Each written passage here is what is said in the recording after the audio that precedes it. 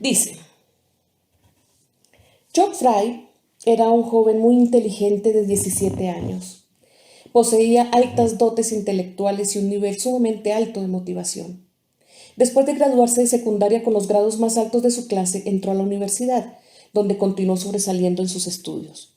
Cuando obtuvo su licenciatura en ciencias, solicitó su ingreso a varias facultades de medicina. La competencia para que alguien fuera aceptado en una facultad de medicina era muy grande en ese tiempo, y lo sigue siendo hoy.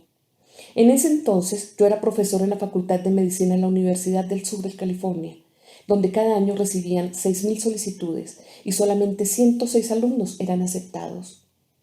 Eso era algo típico de los programas autorizados de estudios médicos en esa área. A pesar de que las probabilidades eran muy pocas, Chuck fue aceptado en la Facultad de Medicina de la Universidad de Arizona y comenzó sus estudios en el mes de septiembre. Durante el primer trimestre, Chuck pensó mucho en el llamamiento que Dios estaba haciéndole y empezó a tener el convencimiento de que debía renunciar a dedicarse a ejercer la medicina de alta tecnología en un ambiente lucrativo con el fin de prestar mejor sus servicios en el extranjero. Finalmente, ese llegó a ser su plan para el futuro. Sin embargo, hacia el final de su primer año de entrenamiento, Chuck comenzó a sentirse enfermo. Empezó a sentir una fatiga muy extraña y persistente. Hizo una cita para un examen médico en mayo y muy pronto le habían diagnosticado que padecía de leucemia aguda y en el mes de noviembre Chuck Fry había muerto. ¿Cómo podría tener sentido para los afligidos padres de Chuck entonces y cómo podría tenerlo para nosotros ahora una obra de Dios tan incomprensible como esa? Este joven amaba a Jesucristo con todo su corazón y solamente buscó hacer su voluntad. ¿Por qué se lo llevó cuando estaba en la flor de la vida, a pesar de las muchas oraciones angustiosas de los miembros de su familia, consagrados a Dios y de sus fieles amigos? Muy claramente, el Señor les dijo no a todos. ¿Pero por qué? Miles de jóvenes doctores completan su educación cada año y entran a la profesión médica, algunos de ellos por razones no muy dignas de admiración. Solo una minoría, muy pequeña, piensan dedicar toda su vida a ejercer su profesión ayudando a los que no tienen ni dónde caerse muertos. Pero esta era una excepción maravillosa. Si se le hubiera permitido vivir, Chuck hubiera podido atender a miles de personas pobres y necesitadas que de otra manera sufrirían y morirían irremediablemente. No solo él habría podido atender sus necesidades físicas, sino que su mayor deseo era compartir el mensaje del Evangelio con aquellos que jamás habrían oído esta historia, la más maravillosa de todas. Así que sencillamente su muerte no tenía sentido. Imagínese junto conmigo a la enorme cantidad de personas gravemente enfermas a la que el doctor Charlie Frey hubiera podido ayudar durante su vida.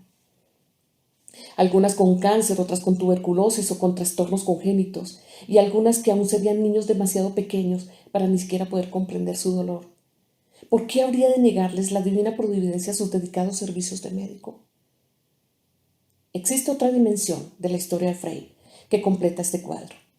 En el mes de marzo de su primer año en la Facultad de Medicina, Chuck se había comprometido para casarse. Su novia se llamaba Karen Hertz y era también una creyente consagrada a Jesucristo.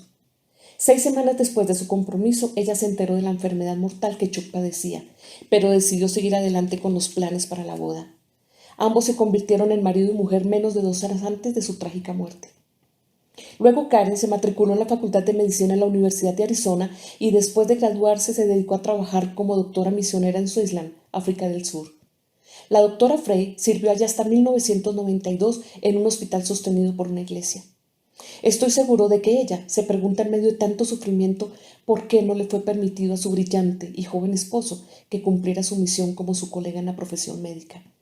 Y verdaderamente, yo también me hago esa pregunta. Los grandes teólogos del mundo pueden pensar en el dilema que nos plantea la muerte de Chuck Fry por los próximos 50 años, pero no es probable que lleguen a presentar una explicación satisfactoria a esto. El propósito de Dios en cuanto a la muerte de este joven es un misterio y permanecerá haciéndolo. Porque después de mucha oración se le permitió a Chuck que entrara a la Facultad de Medicina si no iba a poder vivir hasta completar su educación. ¿De dónde vino el llamamiento aceptado por él a ir como médico al campo misionero?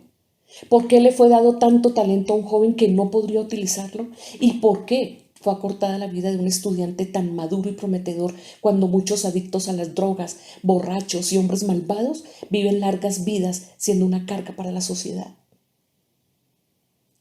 Estas inquietantes preguntas son mucho más fáciles de hacer que de contestar. Y hay muchas otras. El Señor no ha revelado aún sus razones para permitir el accidente de aviación ocurrido en 1987, en el cual perdieron sus vidas 4 de mis amigos. Ellos estaban entre los más admirables caballeros cristianos que yo he conocido. Hugo Chekhov era un empresario y un miembro muy capacitado de la junta directiva de Focus of the Family, enfoque a la familia. George Clark era presidente de un banco y un verdadero gigante. El doctor Trevor era un cirujano excepcional que realizaba casi la mitad de sus operaciones sin cobrarles a sus pacientes. Era él un toque compasivo para cualquiera que tuviera una necesidad económica. Y Creed Davis era un ministro y autor muy estimado por miles de personas. Todos eran amigos íntimos que se reunían con regularidad para estudiar la palabra de Dios y rendirse cuentas mutuamente de lo que estaban aprendiendo. Yo quería mucho a estos 4 hombres. Había estado con ellos la noche antes de este último vuelo en el que su avión de 2 motores había caído en la cordillera de Absaroka, en Wyoming. Ninguno de ellos sobrevivió al accidente. Ahora, sus preciosas esposas e hijos han quedado en este mundo para continuar luchando solos. ¿Por qué? ¿Cuál fue el propósito de su trágica muerte? ¿Por qué los 2 hijos de Hugo y Gail, quienes son los más jóvenes de entre los 4 familias, se han quedado privados de la influencia de su sabio y compasivo padre durante sus años de desarrollo? No lo sé, aunque el Señor le ha dado a Gail suficiente sabiduría y fortaleza para salir adelante sola. Al decir por primera vez el temible ¿por qué?, también pienso en nuestros estimados amigos Jerry y Mary White. El Dr. White es presidente de los Navegantes, organización mundial dedicada a conocer a Cristo y hacer que otros lo conozcan. Los White son personas maravillosas que aman al Señor y viven de acuerdo con los preceptos de la Biblia, pero ya han tenido su parte de sufrimientos también. Durante varios meses su hijo Steve trabajó manejando un taxi mientras buscaba comenzar una carrera en radiodifusión, pero no sabía que jamás lograría su sueño. Una noche, a una hora avanzada, en la tranquila ciudad de Colorado Springs, Steve fue asesinado por un pasajero trastornado. El asesino fue un conocido criminal y adicto a las drogas que tenía un largo historial de crímenes cometidos. Cuando lo detuvieron, la policía se enteró de que él había llamado al taxi con la intención de dispararle a cualquiera que fuera a buscarle. Muchos otros choferes pudieron haber contestado la llamada, pero fue Steve White quien lo hizo. Fue un caso de brutal casualidad, sin ton ni son. Y esto ocurrió dentro de una familia que fielmente había honrado y servido a Dios durante años de total dedicación a Él. Me acuerdo también de una iglesia en Dallas, Texas, que hace algunos años fue destruida por un tornado. De repente el torbellino descendió del hirviente cielo y escogió el edificio de esta iglesia para destruirlo. Luego se elevó de nuevo sin casi causar ningún daño en el área alrededor de la iglesia.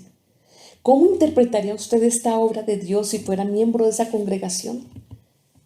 Tal vez el Señor estaba disgustado con algo que estaba ocurriendo en la iglesia, pero dudo que esa fuera la manera en que mostró su disgusto.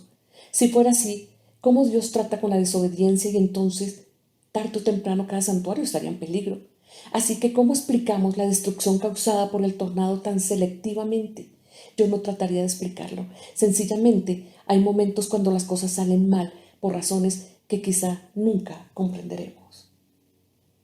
Más ejemplos de aflicciones y sufrimientos inexplicables podrían llenar los estantes de la biblioteca más grande del mundo. Y cada persona sobre la faz de la tierra podría contribuir con sus propias ilustraciones. No es fácil racionalizar las guerras, el hambre, las enfermedades, los desastres naturales y las muertes prematuras. Pero las desdichas de esta clase, en gran escala, a veces inquietan menos a las personas que las circunstancias que nos enfrentamos personalmente cada uno de nosotros. Cáncer, insuficiencia renal, enfermedades cardíacas, síndrome de muerte infantil repentina, parálisis cerebral, mongolismo, violación, soledad, rechazo, fracaso, infertilidad, viudez. Estas y 1 millón de otras fuentes de sufrimiento experimentado por los seres humanos plantean preguntas inevitables que inquietan al alma. ¿Por qué ha permitido Dios que me ocurra esto a mí? Esta es una pregunta a la que todos los creyentes y muchos incrédulos se han esforzado por contestar, y contrario a lo que las enseñanzas de algunos cristianos en ciertos círculos, típicamente, el Señor no se apresura en explicar lo que está sucediendo. Si usted cree que Dios tiene la obligación de explicarnos su conducta, usted debiera examinar los siguientes pasajes de la Biblia. Salomón escribió en Proverbios 25:2, la gloria de Dios es encubrir un asunto. Isaías 45:15, verdaderamente tú eres Dios que te encubres. En Deuteronomio 29 leemos, las cosas secretas pertenecen al Señor nuestro Dios. En Eclesiastés 11:5 proclama, como tú no sabes cuál es el camino del viento o cómo crecen los huesos en el vientre de la mujer encinta, así ignoras la obra de Dios, el cual hace todas las cosas. Isaías 55:8, porque mis pensamientos no son vuestros pensamientos, ni vuestros caminos mis caminos, declara el Señor. Porque como los cielos son más altos que la tierra, así mis caminos son más altos que vuestros caminos, y mis pensamientos más que vuestros pensamientos. Desde luego, la Biblia nos dice que nosotros carecemos de la capacidad para comprender la mente infinita de Dios o la manera en que Él interviene en nuestras vidas.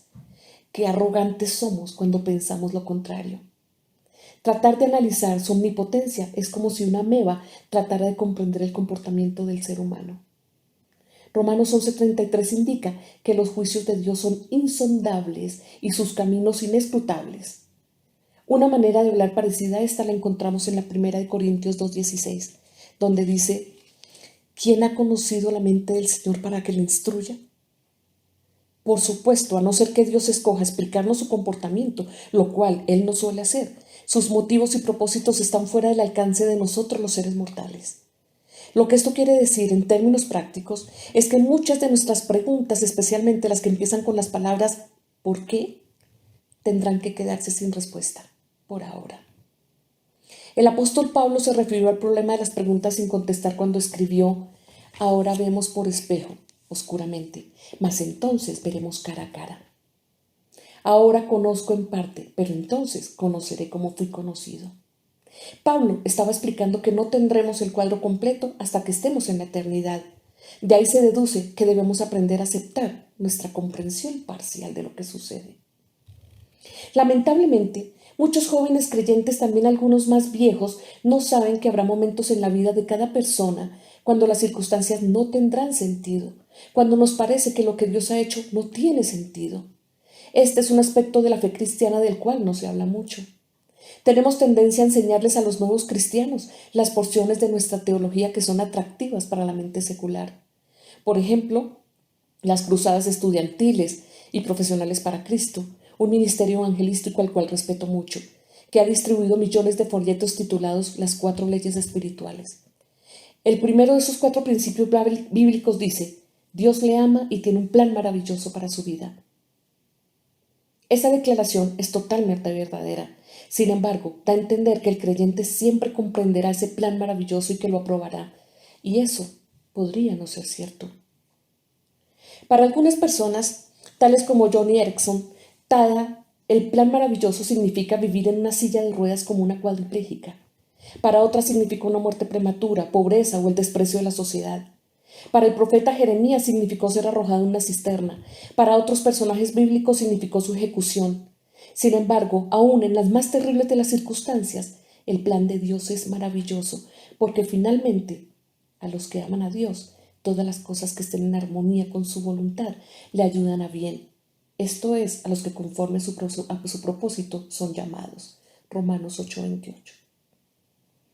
Aún así, no es difícil el comprender cómo puede producirse la confusión en cuanto a esto, especialmente en los jóvenes. Durante la juventud, cuando la salud es buena y los problemas, los fracasos y las aflicciones todavía no han sacudido su pequeño y tranquilo mundo, es relativamente fácil armar el rompecabezas. Uno puede creer sinceramente y tiene buenos indicios de ello, que siempre será así. Tal persona es extremadamente vulnerable a la confusión espiritual si tiene problemas durante esta época. El doctor Richard Seltzer es un cirujano y uno de mis autores favoritos. Él escribe las descripciones más hermosas y compasivas de sus pacientes y de los dramas humanos con que los mismos se enfrentan. En su libro titulado Cartas para un joven doctor, dijo que la mayoría de nosotros parecemos estar protegidos durante algún tiempo por una membrana imaginaria que nos protege de los horrores. Cada día caminamos dentro de ella y a través de ella, pero casi no nos damos cuenta de su presencia. De la misma manera en que el sistema inmunológico nos protege de la presencia invisible de las bacterias dañinas, esta membrana mítica nos protege de las situaciones que ponen en peligro nuestra vida. Desde luego, no todos los jóvenes tienen esa protección, porque los niños también mueren de cáncer, de problemas congénitos del corazón y de otras clases de trastornos. Pero la mayoría de ellos están protegidos y no se dan cuenta de esto. Entonces, a medida que pasan los años, un día ocurre. Sin ningún aviso, la membrana se rasga y el horror penetra en la vida de la persona o en la de alguno de sus seres queridos. En ese momento se da una crisis teológica y esta se presenta inesperadamente. ¿Qué es lo que estoy sugiriendo? ¿Que nuestro Padre Celestial no se preocupa por sus vulnerables hijos o no se interesa por ellos?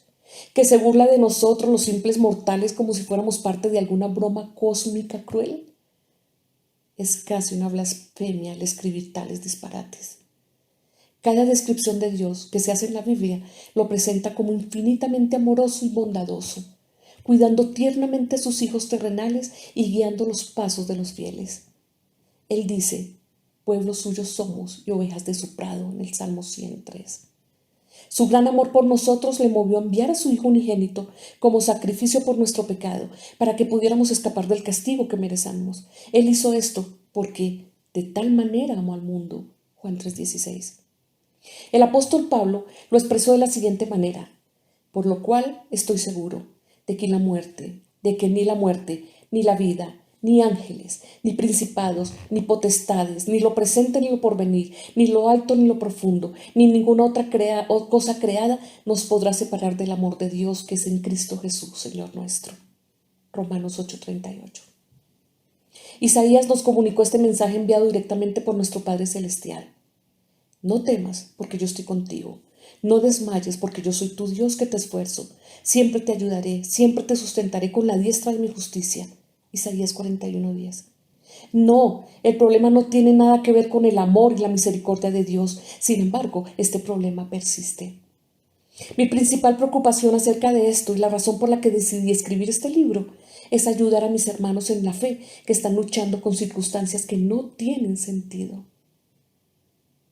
En mi trabajo aconsejando a familias que están experimentando distintas pruebas, desde enfermedades y muerte hasta conflictos matrimoniales y rebelión de sus hijos adolescentes, algo muy común que he encontrado es que quienes tienen esas clases de crisis se sienten muy frustrados con Dios.